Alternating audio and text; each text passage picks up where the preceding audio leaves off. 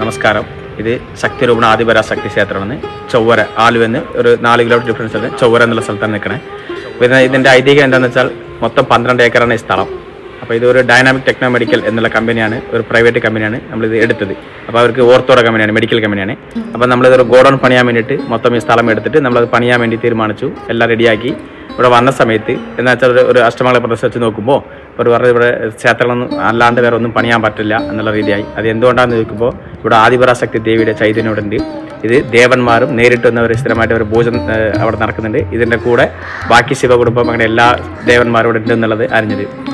അങ്ങനെ അത് നമ്മൾ സ്റ്റോപ്പ് ചെയ്തിട്ട് പിന്നെ എന്താ ചെയ്യുന്നത് വെച്ചാൽ നമുക്ക് പേപ്പർ പഞ്ചായത്തിന് കൊടുക്കാണ്ട് പഞ്ചായത്തിൽ കൊടുക്കണം. അങ്ങനെ പഞ്ചായത്തിന് പേപ്പർ കിട്ടണം. പിന്നെ കളക്ടർ അടുത്ത് കൊടുത്തിരുന്നു, ഹൈക്കോടതി പോയിരുന്നു. ഇതെല്ലാം പോയിട്ട് നമുക്ക് തല്ലിക്കളഞ്ഞിട്ട് ആരും പേപ്പർ കിട്ടിയിട്ടില്ല. അങ്ങനെ കിട്ടാണ്ട് വന്നപ്പോൾ സാറിൻ്റെ ഇത് വിഷമിച്ചിട്ട് അവസാനം തമിഴ്നാട്ടിൽ നിന്ന് ഒരു ചെറിയ വിഗ്രഹം അവിടെ നിന്ന് കൊണ്ടുവന്ന് ദേവിയുടെ 12 രൂപ കയ്യിലൊരു കൊണ്ടുവന്ന് ഇപ്പോൾ ഉള്ള ദേവിയുള്ള സ്ഥലത്താണ് നമ്മളത് സ്ഥിതി ചെയ്തത്. ചെറിയൊരു ഓളക്കുള്ളിൽ വെച്ച് പണിതിട്ട് അത് സാറ് സ്ഥിരമായിട്ട് പൂജ നടത്തി 2016 തുടങ്ങി ഏകദേശം 20 വരെ ഒരു 5 വർഷം കൊണ്ട് സാറ് സ്ഥിരമായിട്ട് രാവിലെ ഒന്ന് പൂജ നടത്തി അത് വന്നതിന് ശേഷം ഓട്ടോമാറ്റിക് പഞ്ചായത്തിന് എല്ലാ പേപ്പറിലൊക്കെ അവർ എല്ലാം തരില്ല എന്ന് പറഞ്ഞ ആൾക്കാരൊക്കെ ലാസ്റ്റ് ഒരു പേപ്പർ തരാൻ അനുവദിച്ചു. അങ്ങനെ 2020 നമുക്ക് പൂർണ്ണമായിട്ട് ഈ പണിയാനുള്ള airport university, railway university, panchayat, KCBയുടെ എല്ലാ തടസ്സങ്ങളും നീങ്ങി നമുക്ക് ക്ലിയർ ആയത്. അപ്പോൾ 2020 ഏപ്രിലാണ് തുടങ്ങിയത്. ഏപ്രിൽ തുടങ്ങി 24 ഏപ്രിലോട് കൂടി എല്ലാ ക്ഷേത്രങ്ങളും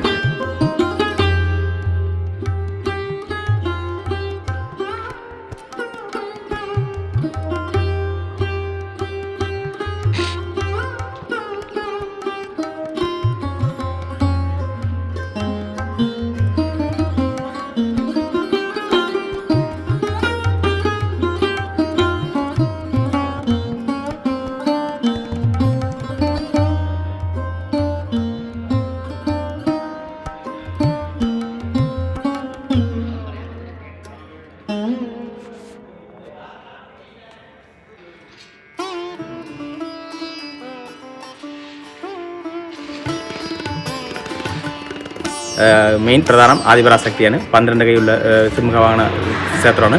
6 അടി പൊക്കത്തുള്ളതാണ്. വീടടക്കം ഒരു 7 അടി ഹൈറ്റ് ഉണ്ടാവും. അതുകൂടാണ്ട് ഗണപതി മൂലഗണപതി ഉണ്ട്. അതിനുശേഷം പുറത്ത് പോയി കഴിഞ്ഞാൽ ഉപദേവന്മാർ, നാഹങ്ങളുണ്ട്, ബ്രഹ്മരക്ഷസുണ്ട്, സൂര്യൻ, ചന്ദ്രൻ, ഏകമുഖാനുമാൻ, പഞ്ചമുഖാനുമാൻ, വൈഷ്ണവദേവി, മഹാകാളി എന്നുള്ള ഒരു 6 ഉപദേവന്മാർ. അത് കഴിഞ്ഞ് കഴിഞ്ഞാൽ ബാക്കി പറഞ്ഞു കഴിഞ്ഞാൽ മഹാവിഷ്ണു, ശ്രീദേവി ഭൂദേവിയോടുള്ള മഹാവിഷ്ണുവാണ്. അതിൻ്റെ പുറത്ത് അതിൻ്റെ അടുത്ത് അതേ അമ്മത്തിൽ തന്നെ അനന്തനുണ്ട്. അത് കഴിഞ്ഞ് അതിൽ പുറത്ത് കയറുമ്പോൾ രാധാകൃഷ്ണനുണ്ട്, പിന്നെ മുരുകൻ, വള്ളി ദൈവാനുണ്ട്, സപ്തമാതൃകൾ, വൈഷ്ണവദേവി, അങ്ങനെ ഉള്ള ഉപദേവന്മാർ, കാളഭൈരവരുണ്ട്, ഭദ്രകാളിയുണ്ട്. അത് കഴിഞ്ഞ് മൂലസ്ഥാനം, ഈ ക്ഷേത്രത്തിൻ്റെ മൂലസ്ഥാനം ആ ഭാഗത്തുണ്ട്. അത് തൊഴുത് ലാസ്റ്റിൻ്റെ ഇറങ്ങുമ്പോൾ ശിവകുടുംബമുണ്ട്. ശിവകുടുംബം എന്ന് വെച്ചാൽ ശിവ, പാർവതി, ശിവൻ്റെ 3 പെമ്മക്കളായ അശോകസുന്ദരി, ജ്യോതി, കാളി എന്നുള്ള 3 പെമ്മക്കളും, വേട്ടക്കാരൻ, ശാസ്താവ്, പിന്നെ ഗണപതി, മുരുകൻ എന്നുള്ള 4 ആൺമക്കളും 3 പെമ്മക്കളും, ശിവപാർവതി കുട്ടി 9 പേര് ഒറ്റ ശ്രീകോവിലുണ്ട്. അതിന് പുറത്ത് വന്നു കഴിഞ്ഞാൽ വീരഭദ്രൻ പുറത്തുണ്ട്, പിന്നെ നവഗ്രഹങ്ങളുണ്ട്. എല്ലാം കൂടി ചേർന്നാണ്. പിന്നെ ഈ ക്ഷേത്രത്തിൻ്റെ 3 കൊടിമരമാണ് പ്രധാനം. 3 കൊടിമരം, 3 തന്ത്രിമാരാണ് ഈ ക്ഷേത്രത്തിൻ്റെ 3 തന്ത്രിമാരുണ്ട്. പിന്നെ മേൽശാന്തിയിൽ ഓരോരുത്തർ മേൽശാന്തി, കീഴ്ശാന്തി എല്ലാം കൂടിയാണ് ഒരു 15 പേര് എടുത്തിട്ടുണ്ട്. പിന്നെ ഫുൾ കരിങ്കൽ പണിയാണ്. ക്ഷേത്രം മുഴുവതും 2 നില ഫുൾ കരിങ്കൽ കൊണ്ടുവന്ന് പണിത ക്ഷേത്രമാണ്. അതിൻ്റെ കൊത്തുപണിയിലുള്ള കരിങ്കലുണ്ട്, കൊത്തുപണിയിൽ. പിന്നെ ഉത്തരങ്ങൾ എല്ലാം വുഡിൻ്റെ പണിയിലും ഫുൾ ചിത്രങ്ങളുള്ള ഒരു ക്ഷേത്രമാണിത്. അപ്പോൾ ആദ്യമായിട്ടുള്ള ഒരു ക്ഷേത്രമാണ്. അപ്പോൾ പണിതിട്ട് 1 വർഷം ആയിട്ടില്ല. ഏപ്രിലോട് തീർന്നിട്ട് പിന്നെ അടുത്ത ഏപ്രിൽ വന്നാലേ 1 വർഷം ആവുള്ളൂ. അപ്പോൾ ഒരു ഡിസംബർ ഉത്സവം ഒന്ന് നടന്നിരുന്നു. അപ്പോൾ ഡിസംബർ 24-ാം തീയതി ഉത്സവം തുടങ്ങി. 25-ാം തീയതി 3 ക്ഷേത്രത്തിന് ഒരുമിച്ച് കൊടിയേറി. ഡിസംബർ 30 3 ക്ഷേത്രം കൊടിയിറങ്ങി. ആറാട്ടോട് സദ്യ തീർന്ന് ഉത്സവം കഴിഞ്ഞു. ഇനിയിപ്പോൾ അടുത്തുള്ള ഉത്സവമാണ്. ഇതാണ് ഇങ്ങനെ നടക്കാനുള്ള പ്ലാൻ ചെയ്തേക്കുന്നത്. അപ്പോൾ എല്ലാവരും പങ്കെടുക്കണമെന്നാണ് അറിയിക്കുന്നത്. മെയിൻ വഴിപാടുകൾ ഓരോ ഇപ്പോൾ മഹാവിഷ്ണു നടക്കുന്നത് മലയാള മാസം ആദ്യത്തെ വ്യാഴാഴ്ച ദിവസങ്ങൾ ലക്ഷ്മി നാരായണ പൂജ അവിടെ നടക്കാറുണ്ട്. പിന്നെ എല്ലാ വ്യാഴാഴ്ചകൾ ദിവസം 4 പിടി എന്നുള്ള ഒരു ചടങ്ങ് നടത്താറുണ്ട്. നമ്മുടെ കാര്യങ്ങളൊക്കെ നടക്കാൻ വേണ്ടിയിട്ട് 1 പ്രാവശ്യം കൊടുത്തു കഴിഞ്ഞാൽ 5 രൂപ കൊടുത്ത് 1 പ്രാവശ്യം എടുത്തു കഴിഞ്ഞാൽ അത് 12 ആഴ്ചയ്ക്ക് അതിൻ്റെ വഴിപാടാണ്. അപ്പോൾ 1 പ്രാവശ്യം നമ്മളൊന്ന് വാരി അരിയും പിടി നമ്മുടെ കൈ കൊണ്ട് വാരി കൊടുക്കണം. അത് വാരി കൊടുത്താൽ പിറ്റേ ദിവസം രാവിലെ നൈവേദ്യത്തിന് ആ ചോറ് പറിച്ച് തരും. ആ ചോറ് നമ്മൾ കഴിക്കേണ്ടതാണ്. അതെല്ലാ 12 ആഴ്ചയും അത് ചെയ്യണം. ചെയ്യാൻ പറ്റാത്തവർക്ക് ആദ്യത്തെ ആഴ്ചയിൽ വന്ന് വാരി കൊടുക്കണം. അതുപോലത്തെ അവസാനത്തെ ആഴ്ചയിൽ നമ്മളവിടെ ഡേറ്റ് വെച്ചിട്ടുണ്ടാവും, പേര് നാളിൽ വെച്ചിട്ടുണ്ടാവും. ആ ഡേറ്റ് തീരുമ്പോൾ നമ്മളത് പറയും. അപ്പോൾ വന്നിട്ട് നിങ്ങൾ അതിൻ്റെ അരി കൊടുത്ത് നിങ്ങൾ അതിൻ്റെ നെയ്തിച്ചോറ് മേടിക്കണം. പിന്നെ ശിവഭഗവാന്റെ എടുത്തു കഴിഞ്ഞാൽ എല്ലാ മലയാള മാസത്തെ ആദ്യത്തെ തിങ്കളാഴ്ച ദിവസം ഉമാമഹേശ്വര പൂജ നടക്കുന്നതാണ്. അത് മെയിൻ പ്രധാനമാണ്. പിന്നെ 2 പ്രദോഷ ദിവസങ്ങൾ മെയിൻ പ്രദോഷമായിട്ട് നടക്കുന്നുണ്ട്.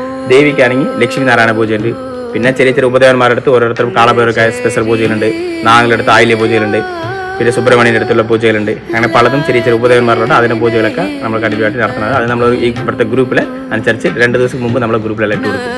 അങ്ങനെയാണ് എൻ്റെ ആചാരം നടന്നുകൊണ്ടിരിക്കുന്നത്.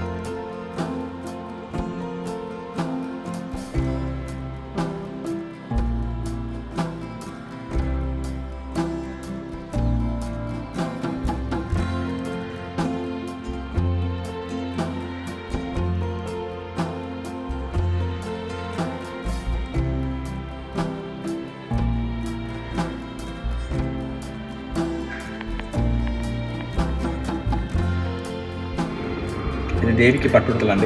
ദേവിക്ക് നമ്മൾ ഷീട്ടാക്കണതാണോ?